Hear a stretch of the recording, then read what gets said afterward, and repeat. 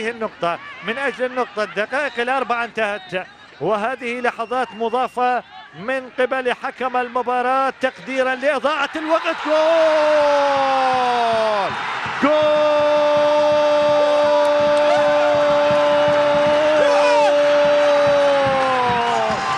يا سلام على متعة المباراة، يا سلام على إثارة اللقاء في آخر اللحظات.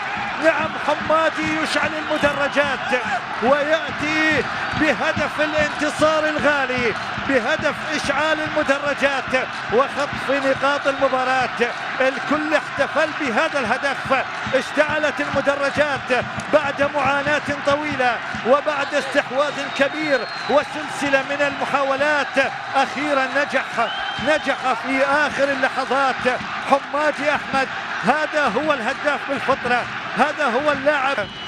هارد لك لفريق نفط الجنوب، وهذه لمسة حمادي، هذه لمسة حمادي ومطالبة بوجود راية وتسلل.